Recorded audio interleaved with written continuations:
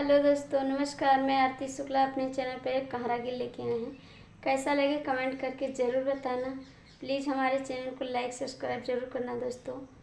हमारा भी सपोर्ट करिए, जैसे सबका सपोर्ट कर रहे हैं वैसे हमारा भी सपोर्ट करिए प्लीज़ दोस्तों।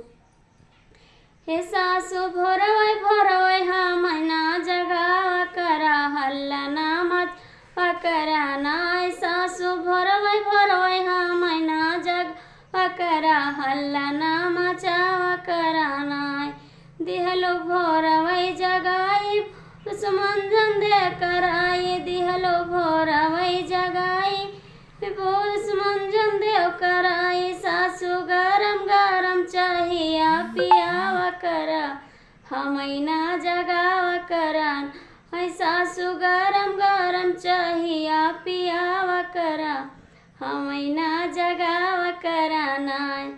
कि पानी ननदी से भराया रोटी चटनी से बन या पानी ननदी से भराया रोटी चटनी से बनाया। सासु हमारा पे हुक्म ना चल करा हमैना जगावा करान।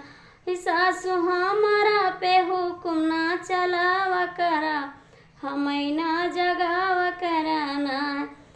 दिहलो भोरवै जगाई रातिया वयांग। दिहलो भोरवै जगाई रातिया आंगाई। अपने बेटवा के लगही सुतावा करा हमैना जगावा करा। अपने बेटवा के लगही सुतावा करा हमैना जगावा करान। सासु भोरे भोरे हल्ला ना मचावा करा हमैना जगावा कराना। जानी पई है बाबू भाई करी है तू पैकस। ये जानी पई है बाबू भाई करी है तू पैकस। आई सासु हमारा पे जुल्म ना मचावा करा हमैना जगावा करा। सासु हमारा पे हुक्म ना चलावा करा हमैना जगावा करान।